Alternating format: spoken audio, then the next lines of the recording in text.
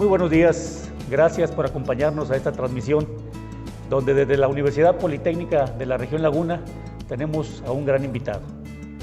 Luis Martín Tavares, gracias por acompañarnos, cronista de la ciudad de San Pedro, y que en esta ocasión nos acompaña para poder compartir con nosotros lo que ha sido el origen y la historia del desarrollo de la ciudad de San Pedro. Una ciudad que este 24 de febrero de este año 2021 estará cumpliendo 150 años de haber sido erigida la colonia agrícola de San Pedro. Y que con ese antecedente histórico de los 150 años, también comentar que este próximo 21 de septiembre de este mismo año estará celebrando 100 años. De aquí que en este momento estaremos compartiendo con Luis Martín Tavares esta plática de los orígenes y el desarrollo de lo que ha sido este aniversario del 150 de la Constitución de la Colonia Agrícola y el 100 aniversario de lo que es la Constitución de Ciudad. Luis Martín, muchas gracias por acompañarnos. Esta transmisión estará en vivo para todos los compañeros dentro de este marco de los festejos, y bienvenido a la Universidad Politécnica de la Región Laguna. Sí, muchas gracias, maestro, le agradezco infinitamente la anfitrionía.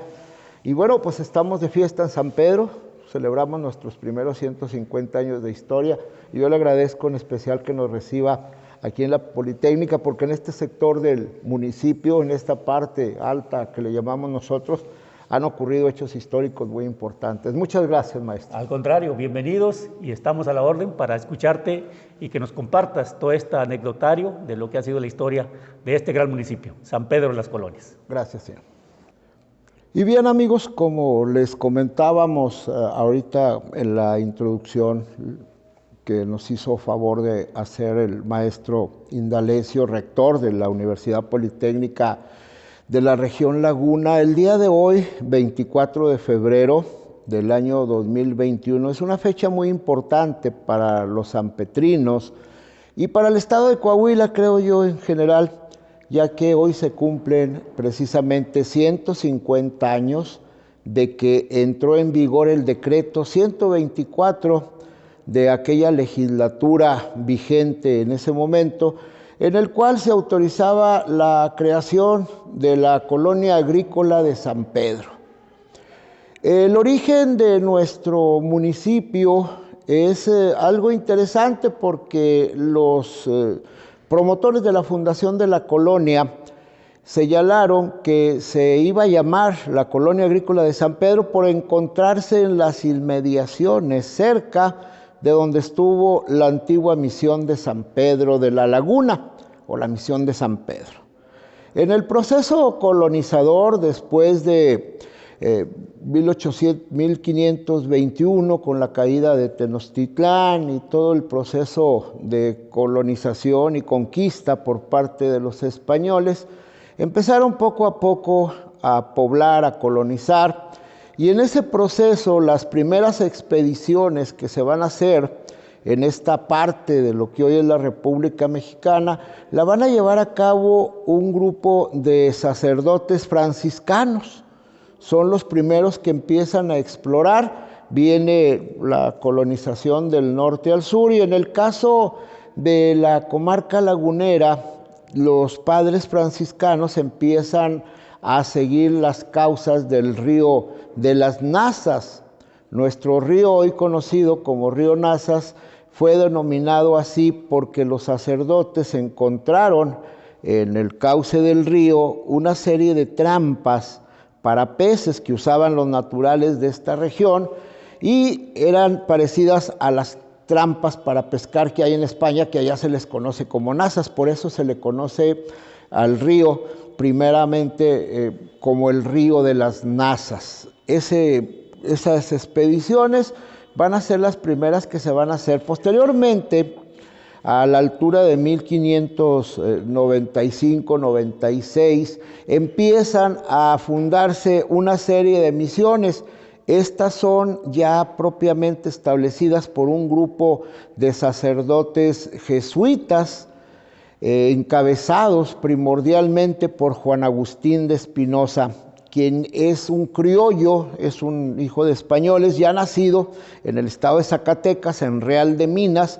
Él nace ahí, entra al Seminario Mayor de México, se ordena dentro de la orden de los jesuitas, que son una orden eclesiástica muy preparada, que tienen una visión muy abierta de lo que es el mundo, y va a venir a fundar varias misiones. Una de estas misiones es la misión de San Pedro. Juan Agustín de Espinosa llega a esta región en el mes de junio, no precisamente el día 29, pero llega en el mes de julio, que es cuando se celebra la fiesta de San Pedro y San Pablo, los apóstoles. Y cuando llega a la comarca lagunera, cuando llega siguiendo el cauce del río Nazas, llega y descubren la desembocadura aquí en San Pedro, donde se formaba la Gran Laguna. En el lado de Tlahualilo se formaba también otra gran laguna con las aguas también del Nazas, y por el rumbo de Viesca se formaba una tercera laguna, la laguna de Viesca, que se formaba con las aguas del río del Buenaval. Ese es el nombre original que les dan los españoles, y ahí se van a constituir esta región. Y cuando llega aquí a esta parte con la intención de fundar una misión, se da cuenta de que los naturales, en este caso los irritilas y algunas otras tribus que habitaban esta región, se dedicaban a la caza, a la recolección y a la pesca. Y él, según consta en los archivos mateos, decide ponerle la misión de San Pedro, porque llegan en junio, y aparte porque los indios también son pescadores, como el apóstol San Pedro. La misión se va a establecer a partir de 1598 hasta 1650. Esta región también, por cierto, hay que decirlo, perteneció geológicamente hablando, al famoso Mar de Tetis. Esto era parte de la península de Coahuila. Era una península que en medio de las aguas del Mar de Tetis se sobresalía. Y aquí se van a establecer muchos grupos nativos, van a estar yendo y viniendo. Es una zona de tránsito hacia el sur por las migraciones que vienen del norte. Y aquí es una zona muy rica en vestigios geológicos. Por eso se han detectado muchos caracoles, restos de animales prehistóricos en esta región. Y ya cuando se empieza a poblar, esta región es muy importante desde el punto de vista antropológico, porque en lo que es el municipio de San Pedro hoy, allá en el Valle de las Delicias, está la famosa Cueva de la Candelaria.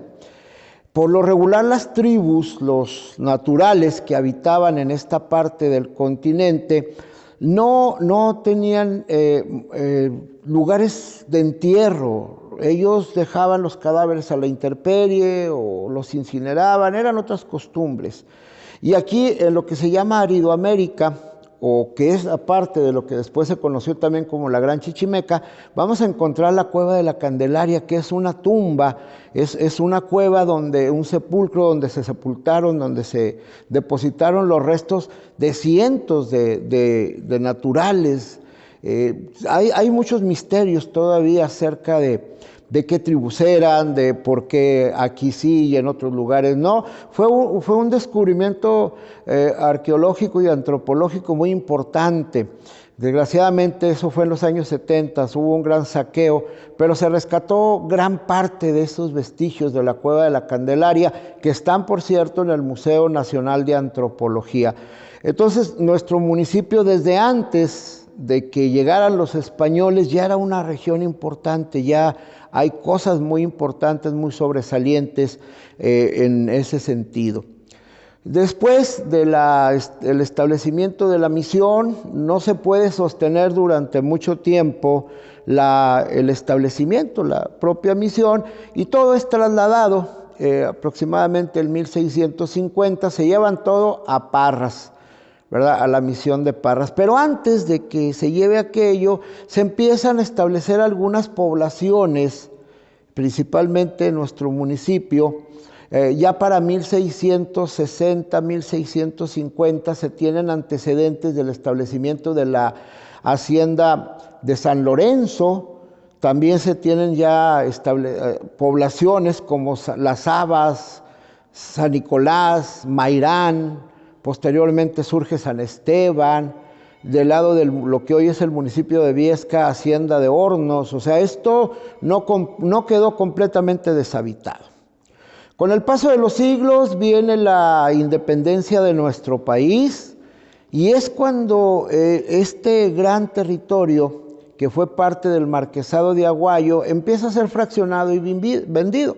Durante la colonia, los descendientes de Urdiñola, el conquistador del área de Saltillo y todos estos territorios, piden a la corona española se le otorgue la merced o administración de estos vastos territorios. Y el rey de España en ese momento resuelve que los descendientes, en particular una de las descendientes de Urdiñola, sean nombrados marqueses, y se crea el marquesado de Aguayo. Esto fue un marquesado. Y se le empieza a conocer a esta región como la comarca lagunera, por las lagunas que existían, que les comentaba, y porque aparte es territorio de un marqués. Los territorios, las demarcaciones que son gobernadas o están en potestad de un marqués, se les conoce como comarcas en la colonia. Y esto va a ser parte del marquesado de Aguayo hasta lo que viene siendo la independencia de México, hace 200 años, van a ser también 200 años. Este gran latifundio que iniciaba casi llegando a Saltillo, que abarcaba lo que es hoy Parras, lo que es hoy Viesca, San Pedro, parte de Cuatro Ciénegas, todo lo que es la comarca lagunera de Durango, los 9 municipios, hasta Nazas, todo eso era el gran marquesado de Aguayo, que va a ser empezar a fraccionarse a raíz de la independencia. Los descendientes empiezan a vender, son varios propietarios, inclusive después de la independencia se le trata de vender a una compañía inglesa, la Bering Company, pero el gobierno mexicano en ese tiempo establece que no se le puede vender a los extranjeros, hay convulsión, y bueno, luego entran los Sánchez Navarro, que son una familia también de terratenientes con mucho tiempo de historia en México, y poco a poco se va vendiendo. Llega el momento en que lo que hoy es la comarca lagunera de ese antiguo marquesado, es vendido al señor Zuluaga y a otro inversionista del estado de Durango. Ahí hay una controversia entre los nuevos dueños, el señor Zuluaga y su socio, el señor Jiménez, por el lado de Durango, no se ponen de acuerdo y deciden repartirse. El señor Zuluaga se queda con la parte de lo que hoy es la comarca lagunera de Coahuila, y el señor Jiménez se queda con la parte que va a ser de Durango. Y se empiezan a explotar estas tierras, empieza a producirse. Principalmente ellos tenían su sede, los Zuluaga, principalmente en la hacienda de San Lorenzo. Vienen las guerras juaristas, la pérdida del territorio en 1847, la guerra primero contra Texas y luego contra Estados Unidos, etcétera. Vienen las guerras entre conservadores y liberales, está el país convulso y viene el imperio. Y en ese tiempo ya doña Luisa Ibarra de Zuluaga ya era viuda, y ella es nombrada parte de la corte de Maximiliano. Sigue siendo la potestad de ella. Estas tierras se encomendaban, iban a medieros, se invertían ellos en sembradíos, etcétera. Como les digo, vienen las guerras juaristas, la guerra contra los conservadores, posteriormente contra la intervención francesa. Y en la guerra de intervención francesa, como les señalo, la señora Ibarra, viuda de Zuluaga, es parte de la corte de la emperatriz mexicana, y al final de cuentas ganan los liberales. Gana Juárez, se derrota a los franceses, y un grupo de exsoldados juaristas originarios de la hacienda de Patos, hoy General Cepeda, deciden establecerse en la comarca lagunera. Ellos vienen a la comarca lagunera, a la hacienda de San Lorenzo, rentan tierras, establecen cultivos. Esto es el 1867.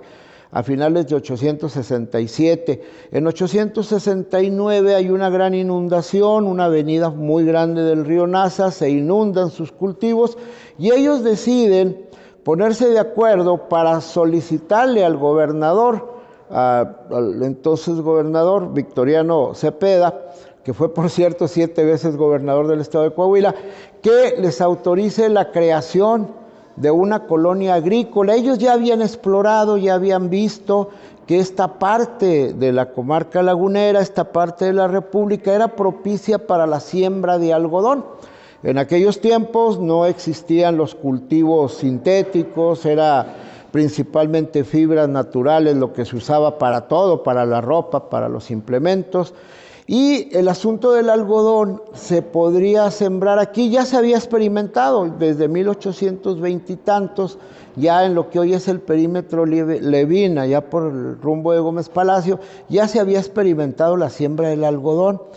Y se detectó que aquí era el terreno ideal para sembrar algodón. ¿Por qué? Porque el algodón es una planta que necesita mucha agua por abajo y poca humedad por arriba, y necesita, cuando revienta el capullo, muchas horas de sol para que la fibra tenga resistencia y calidad y sea más blanca.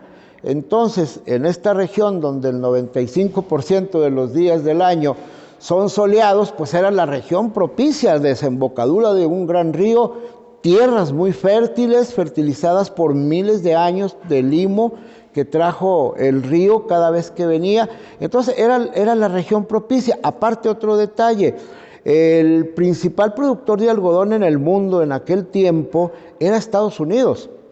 La industria algodonera y las plantaciones algodoneras de Estados Unidos quedaron en ruinas después de la guerra civil. Ellos tienen una guerra civil que termina en el 865 y queda devastado todo el sur de Estados Unidos, que era el gran productor de algodón. Entonces era la ocasión propicia para sembrar algodón. Había una gran demanda de algodón en el país y en el mundo, y la comarca lagunera, el municipio de San Pedro en especial, era la región precisa y propicia para la siembra del algodón, y ellos van a solicitarle al general Victoriano Cepeda y al Congreso del Estado de Coahuila en 1870, en el mes de enero, se hace la solicitud para iniciar con los trámites del establecimiento de una colonia agrícola que va a tomar su nombre de la antigua misión que estaba cerca, que llegó a estar cerca, la misión de San Pedro, y por eso la colonia se va a llamar Colonia Agrícola de San Pedro. Después de que se aprobó el decreto 183 para el inicio de los trámites de lo que va a ser la Colonia Agrícola de San Pedro, siguen los preparativos, siguen llevándose a cabo gestiones por parte principalmente de 6 promotores de la fundación de la Colonia Agrícola, que van a ser Seferino Méndez, que va a ser Epitacio Cifuentes, Juan Acuña, Jerónimo Berlanga, don Jesús María Gámez y Francisco Gámez. Estos 2 últimos, existe la creencia generalizada de que eran hermanos. No, eran tío y sobrino, eran familiares, por eso la diferencia de edades. Entonces, se va a seguir con los trámites, y el 24 de febrero, hace 150 años, entra en vigor el decreto número 124 de aquella legislatura, con la cual se autoriza ya la creación de lo que va a ser la Colonia Agrícola de San Pedro. Ya en ese decreto ya se establece cómo se va a hacer el reparto, cómo se va a hacer. Por cierto, en un principio la Colonia Agrícola se solicita que sea una donación. Estos territorios, que fueron propiedad de doña Luisa Ibarra de Zuluaga, fueron expropiados por el gobierno de Juárez, ya que doña Luisa, como les habíamos comentado, fue parte del grupo de damas de compañía de la emperatriz Carlota. Entonces, en ese tiempo se le aplica la ley de 1852, que establece que a los traidores de la patria, los que colaboren con invasores, con extraños, se les expropien y se les fusile, o sea, era traición de la patria, y todo este territorio se le expropió a doña Luisa. Pero doña Luisa interpone un juicio aduciendo de que ella se hizo dama de la corte de Carlota pues forzadamente, porque era o eres dama o eres dama. Entonces se le hace formar parte, según ella, de esta situación. La corte le da la razón y le regresa la mayor parte de los territorios. Una parte se queda a la federación en los lotes nacionales, que le llamaban en ese tiempo, pero toda esta parte se le regresa. Pero como ya iba muy adelantado el trámite, originalmente, como les digo, los juaristas que van a promover la fundación de la colonia habían pedido en donación, pero como doña Luisa gana el juicio, ahora le van a comprar, se ponen de acuerdo para que les venda, y de esta manera inicia ya lo que va a ser la conformación de la primer colonia agrícola de San Pedro, que se va a establecer allá por el rumbo de donde está hoy el ejido Carolina, al norte de la cabecera municipal de San Pedro. Ellos salen obviamente ellos ya estaban aquí en San Lorenzo, pero de allá de la Castañeda, de algunas otras poblaciones cercanas a Ramos Arizpe, se invita a más gente a que venga a poblar esto, a que venga a establecerse, y son otras 40 familias más las que se establecen acá en la primer colonia agrícola. A finales de 1872, un año después de la fundación, un poquito más de un año después, viene una gran avenida del río, lo cual hace que se inunde la primer colonia agrícola. Esto obliga a los pobladores en 1873 trasladar la colonia a un punto denominado El Alto, que es donde hoy está la cabecera municipal de San Pedro, y entonces se crea la segunda colonia agrícola de San Pedro. Por eso se le empieza a conocer a nuestra población como San Pedro de las Colonias, San Pedro de las Colonias Agrícolas, podríamos añadir, y se establecen, y antes de establecerse se trae a un topógrafo de la ciudad de Durango, el señor Gil Penbeir, que va a hacer el trazo de lo que hoy se conoce como Centro Histórico de San Pedro, que van a ser 100 hectáreas. Si ustedes conocen San Pedro, y si no lo conocen, San Pedro es una ciudad muy bien trazada, muy bien ordenada, calles anchas, banquetas anchas, es una ciudad nueva, es una población nueva con esa visión urbanística. Y también hay algunas calles más cortas y hay otras más chicas por cuestiones topográficas. Esto lo limitó la misma corriente de agua. Había una sequía que atravesaba todo el pueblo, por hoy donde está la calle Acuña, y se hace todo el trazo. Gil Penbeir va a trazar San Pedro, también que la plaza, aquí es la plaza, aquí va a estar la iglesia, estos son edificios públicos, se hace un excelente trazo. Y empieza a crecer la segunda colonia agrícola, empieza a florecer San Pedro, y en el año de 1875, el siguiente gobernador visita San Pedro, y es cuando se toma la histórica foto de los fundadores de San Pedro. Ahí falta uno, si ustedes se fijan, falta el señor Jerónimo Berlanga, que fue el primer asesinado, es el primer homicidio que se comete en la colonia agrícola de San Pedro. Dice que murió de una cuchillada en la espalda. Muchas versiones, como suelen suceder, y por cierto, en San Pedro se establece el registro civil en esos años, y la primera acta de defunción del registro civil de San Pedro es la de Jerónimo Berlanga. Luego hay un acta de nacimiento también de una menor, y bueno, pues empieza el desarrollo. En 875, cuando viene el gobernador y ve que aquello está floreciendo, ya para ese tiempo San Pedro, la colonia ya casi tenía 5,000 habitantes, y es cuando se determina darle autonomía política y administrativa. Todo este vasto territorio, hasta lo que es Torreón, Matamoros, todo esto pertenecía a la municipalidad de Parras de la Fuente. Recordemos que San Pedro es más antiguo que Torreón. Torreón empieza a despegar su desarrollo poblacional y económico con la llegada del ferrocarril allá por 1894. Pero San Pedro es más viejo que Torreón, entonces todo esto era parte de lo que era el municipio de Parras. Y en 875 se le da autonomía a la colonia agrícola de San Pedro, se eleva a rango de villa y se crea el municipio de San Pedro. Y ya se empiezan a crear otros municipios, el de Matamoros, lo de Torre, etcétera. Empieza Viesca, que también era un municipio viejo. Entonces, esto que era de Parras, pues empieza ya a tener autonomía política y administrativa. El primer jefe político, se ponen de acuerdo los colonos y deciden que el primer jefe político de San Pedro va a ser el coronel Jesús María Gámez.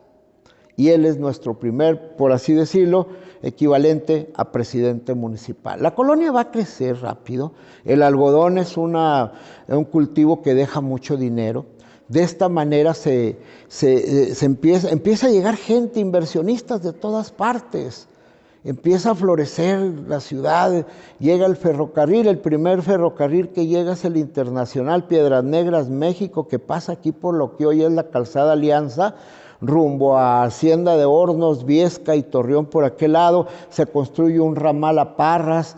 Empieza a florecer el ferrocarril. En 894 llega el que iba a ser ferrocarril interoceánico Matamoros-Mazatlán, y que nada más llega a Durango y Monterrey. Y esto empieza a crecer, la colonia empieza a florecer, y aquí en San Pedro va a llegar a establecerse en octubre de 1893 el personaje más importante que ha vivido en nuestro pueblo, don Francisco Ignacio Madero González. Él va a llegar a hacerse cargo de las haciendas algodoneras de su familia. Casi toda gran parte de la parte baja del municipio eran haciendas y eran territorios propiedad de los Madero y algunos otros socios y familiares de ellos, como los Urquizo, que llegan después, y algunas otras familias. Y esto va a crecer. Madero en San Pedro va a desarrollar una actividad, aparte de económica, filantrópica, se va a integrar a la sociedad, va a iniciar su movimiento político democratizador en San Pedro. Ya para ese tiempo en San Pedro estamos hablando de 1895, 1897, ya había en el municipio de San Pedro más de 10 despepites de algodón, ya había la villa florece. A principios de siglo, San Pedro va a ser una de las primeras poblaciones que va a contar en el país con alumbrado nocturno. Para 1905 vamos a tener 2 tranvías, un eléctrico, uno de caballos tirado por mulas. Vamos a tener ya una planta de energía eléctrica. Vamos a tener una fábrica de hielo.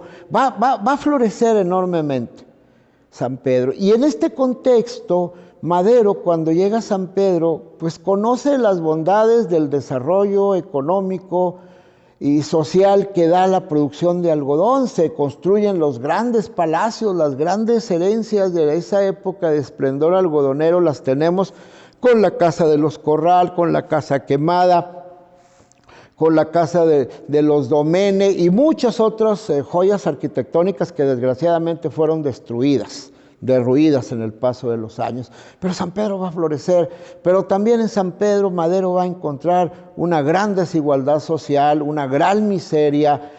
Aquí cerca de donde estamos hoy, de la Universidad Politécnica, estaba la sede de la gran compañía agrícola de Santa Teresa, estaba la hacienda de Luchanas, estaba Algorta, estaban todas de aquel lado Albia, ya estaba la hacienda de Linares, lo que hoy es el municipio de Madero, que después se conoce como Chávez porque los dueños de la hacienda de Linares se apellidaban Chávez. Entonces se empieza a conocer como el rancho de Chávez. Todo esto era parte del territorio de San Pedro. Y como les digo, Madero encuentra, sí, la gran riqueza. Y las mismas compañías algodoneras tenían su propio ferrocarril interno para mover sus cosechas algodoneras. Tenían grandes lujos los hacendados, pero los peones, los que realizaban el trabajo, estaban aquí enseguida de los cascos de las haciendas. Aquí a unos cientos de metros estaban las casuchas donde vivían. El sistema de explotación de los campesinos, de los peones agrícolas era tremendo. Haciendas como la Santa Teresa no les pagaban ni siquiera con dinero, hacían sus propias monedas.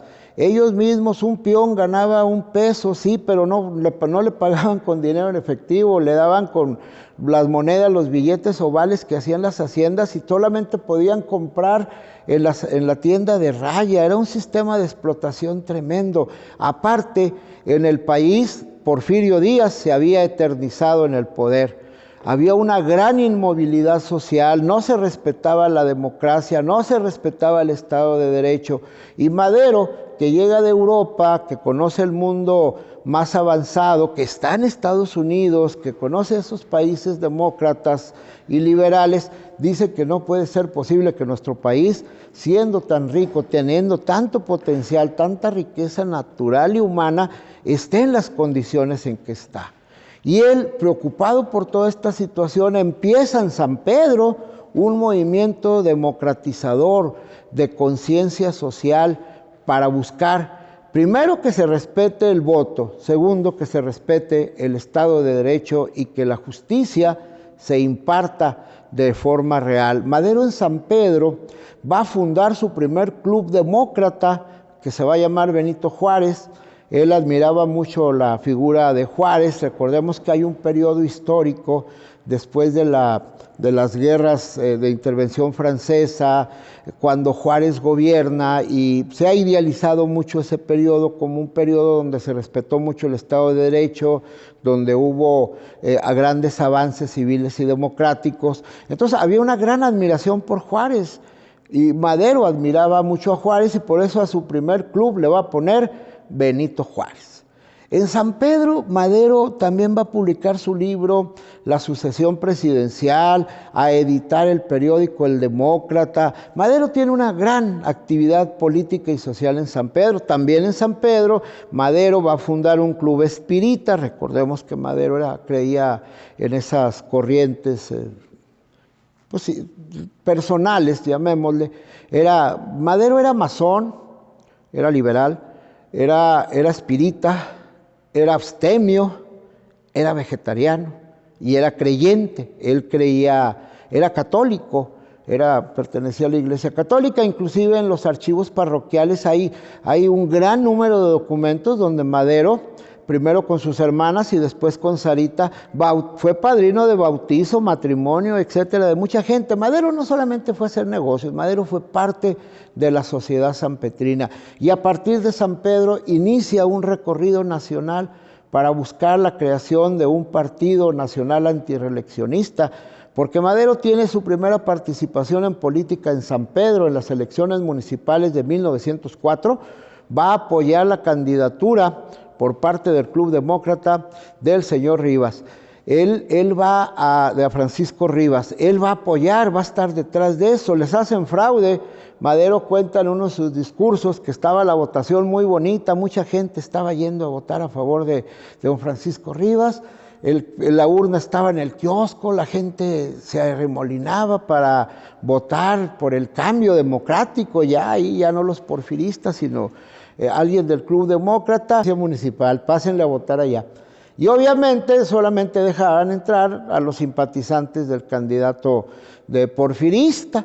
Y ahí se comete el primer gran fraude, donde Madero es testigo, donde se da cuenta de que, bueno, pues no entienden. Vienen las elecciones estatales del 905, y después de esos grandes fraudes electorales, Madero toma la determinación de fundar un gran partido nacional. A partir de los clubes que se fundaron en San Pedro, se van a fundar cientos de clubes en toda la República de simpatizantes de Madero. Algunos del general Bernardo Reyes se suman, inclusive magonistas, inclusive algunos otros corrientes se suman y crean clubes democráticos que van a formar el gran Partido Nacional Antirreeleccionista, con el cual se va a participar en la elección de 1910. Y ya conocemos la historia. Madero se inscribe como candidato a la presidencia de la República. Hay un hecho notable que me gustaría comentar. Cuando Madero se va a inscribir como candidato a la presidencia de la República en 1910 y el señor Vázquez Gómez como candidato a vicepresidente, cuando da sus datos don Francisco y Madero dice que se llama Francisco Ignacio Madero, tiene tantos años, etcétera, y como domicilio da el número 1 de la avenida Hidalgo, esquina con la calle Iglesias en San Pedro de las Colonias, Coahuila. También da un domicilio en el Distrito Federal para recibir notificaciones, pero su domicilio, señala, está en San Pedro de las Colonias. Madero va a empezar una campaña con mucho éxito. Porfirio Díaz ve que es un peligro. Antes, cuando escribe Madero el libro La sucesión presidencial en 1910, de la primera edición le hace llegar un ejemplar y Porfirio Díaz pues lo menosprecia, ¿verdad? Lo minimiza. Pero pues esto ya no se detenía. El libro tiene la característica de que fue concebido, fue escrito, impreso y presentado en San Pedro. Y va a ser uno de los detonantes políticos más importantes y va a ser un fenómeno muy interesante, porque en un país donde el 90% de la población era analfabeta, un libro va a inspirar a mucha gente a involucrarse en un movimiento político democratizador. Madero tenía mucho carisma, lo seguía mucho la gente. Y como les digo, a partir de San Pedro va a iniciar ese proceso, inicia la campaña en 1910 con miras a participar en las elecciones, pero en Monterrey, Nuevo León, es detenido junto con algunos otro compañero de él, porque al final del discurso llegan los porfiristas, llega la policía y consideran que habían estado alterando el orden. Van a ser hechos prisioneros. Madero va a ser enviado a la cárcel de San Luis Potosí.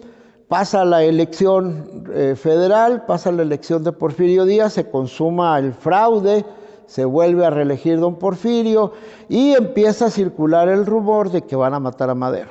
A Madero alguien le avisa y Madero estaba en prevención preventiva, por así decirlo, en San Luis Potosí. No estaba las 24 horas del día en la cárcel.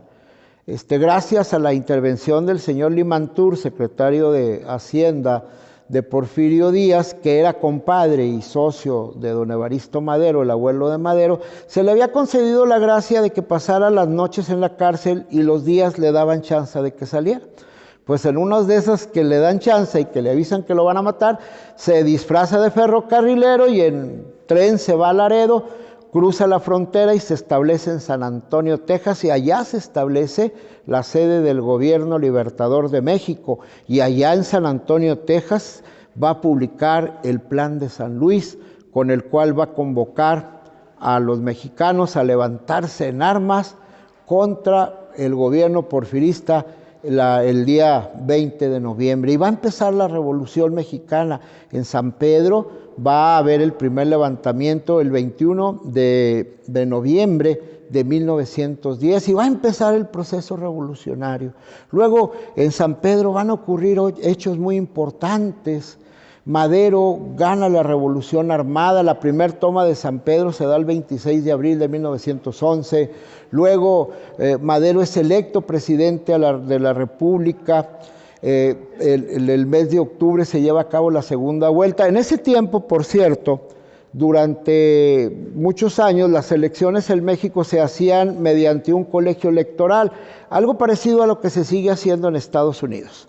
En aquel tiempo el colegio electoral, cada estado tenía determinados miembros y era el que determinaba. Bueno, Madero va a participar en esta segunda elección presidencial. Algunos dicen que hace poco o hace mucho hubo la elección más grande y más copiosa, que ningún candidato había recibido tanto apoyo alguna vez en la historia y que no sé qué. Que las elecciones más claras, transparentes y no sé qué, pero la verdad es que las elecciones presidenciales de 1911, Madero gana con el 95% de la votación. De los que votaron, el 95% lo hicieron por Madero, no hubo impugnaciones, no hubo nada. Es el presidente con más altos niveles de aceptación y votación que llega a la primera magistratura de nuestro país.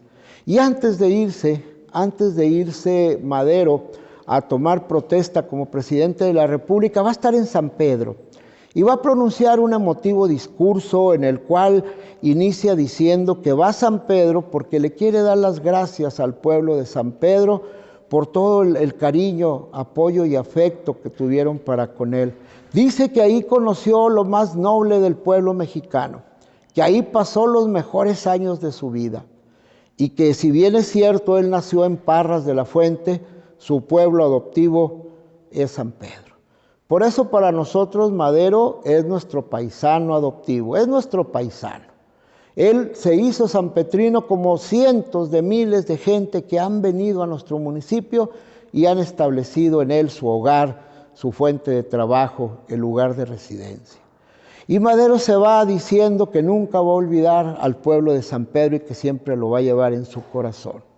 Y reitera que fue en San Pedro donde inició su movimiento político democratizador. Dice, aquí fue donde iniciamos la lucha. Nosotros en San Pedro, por eso decimos que San Pedro es la cuna de la revolución.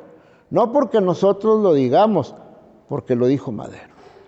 Y así inició la historia de nuestro municipio hace 150 años. Hoy, 24 de febrero, iniciamos con la conmemoración de lo que han sido 150 años de una apasionante historia. Aquí van a ocurrir hechos muy importantes. Aquí va a haber una gran batalla. Aquí va a haber un reparto agrario muy importante. Aquí en estos rumbos, en 1936, se llevó a cabo uno de los actos de justicia social más importantes, no solamente en la historia de México, América Latina, América, no, sino del mundo, porque aquí Cárdenas vino a darles una oportunidad de tener una vida mejor a cientos, a miles de campesinos que nunca habían tenido nada, que siempre habían sido explotados. Aquí se dio esa oportunidad fruto de esa revolución que inició Madero. Y cuando le preguntan a Cárdenas que por qué en San Pedro, él lo dice, porque San Pedro es la cuna de la revolución, San Pedro es el pueblo de Madero. También en el mes de septiembre vamos a conmemorar los primeros 100 años de que la villa de San Pedro fue elevado a rango de ciudad, ¿verdad? Y en esa ocasión próximamente tendremos oportunidad también de hablarles de esos otros hechos, con más amplitud, de esos hechos también importantes que ocurrieron, que han ocurrido en estos 100 años en que San Pedro es ciudad y en estos 150 años que nuestro San Pedro tiene de existencia, porque a partir de esa colonia agrícola inician 150 años de historia, de una apasionante historia, que es la historia del pueblo, del municipio, de la ciudad de San Pedro de las Colonias. Muchas gracias.